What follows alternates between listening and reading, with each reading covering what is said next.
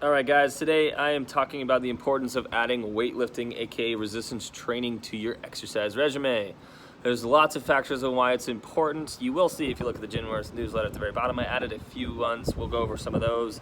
But very important. Not only is it very important to help stave off a lot of certain diseases, especially ones like metabolic. If you have a larger amount of muscle, you're able to store and utilize that insulin a little bit better so that diabetes is a little bit better controlled. Same with heart disease, same as some of the other ones like that. You have a better utilization of fighting off that chronic disease pretty much. Another one is increasing bone density. It is especially important in female after the age of 45, 50, post-menopause, because your bone density starts to become weaker, less dense, and it leads to osteopenia, which can lead to osteoporosis. Not what you want. Here's a little stark statistic for everyone to want to know not only the importance of exercise, but how important it is to have that bone density. So anybody over the age of 65, if they have a break in their hip, if they do not become active within 6 months, there is an 80% chance that they will die. That shows you the importance, not only one, of exercise alone, but two, the importance of maintaining that bone density, that bone health. That means when you fall, you're less likely to break, you're less likely to injure, you'll have a little bit more durability, if you will. So another one is boosting metabolism. And it is one of the greatest ways also to lose fat, but not only lose fat, but keep it off. A lot of people don't realize, but for every pound of muscle you gain, you burn about an extra 50 calories a day, more or less. You add 5 pounds of muscle, it's relative, looks like the size of my thumb. That's 250 more calories you are burning by not doing anything, right? Increased at least.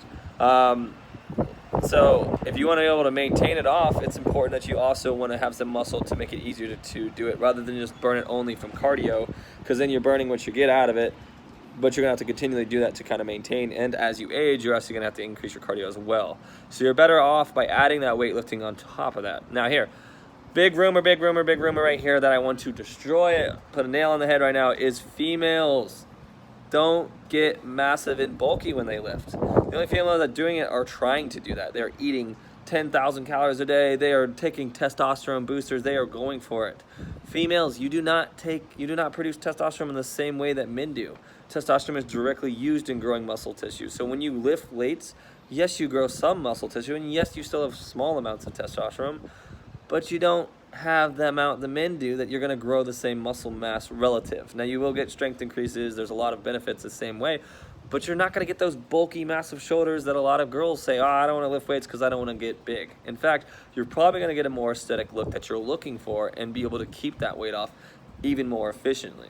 Like I said, it's way more efficient to keep it off, but it's also easier to maintain it because it takes about 28 weeks to lose 30% of your muscle mass.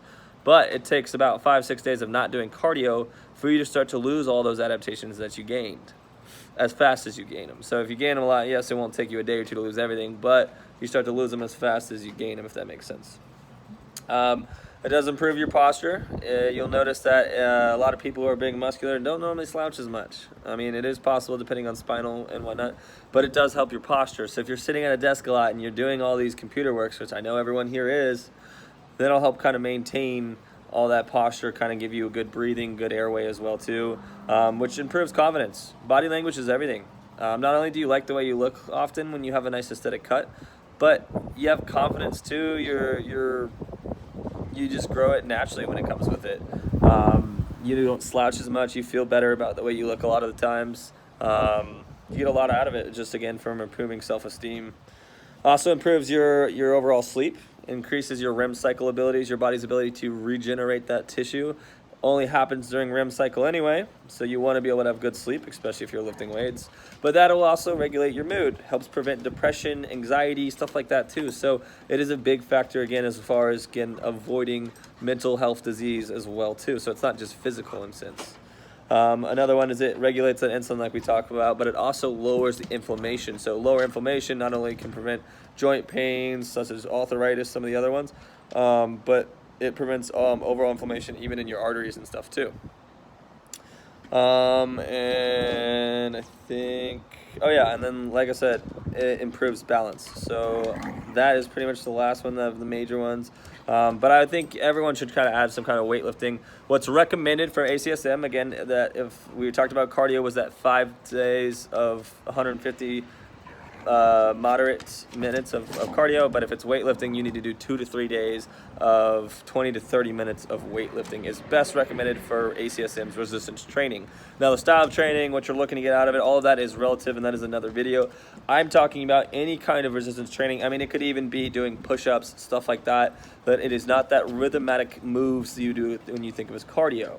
It could involve weights, it could involve body weights, it could involve isometric squeezes. You can even consider sitting on a wall sit a resistance training movement. But you want to put that tension to that bone, to that muscle. That stimulus is what allows it to grow and get all these adaptations to that bone, to your muscle, to preventing disease, to all the whole 9 yards. So take that extra time, add a little routine, start out easy. If you have any questions, talk to one of us. We are more than welcome to work with you. We'd love to set up a plan with you, take some of our classes. We do go some over the virtuals and stuff, but add that resistance training to your workout.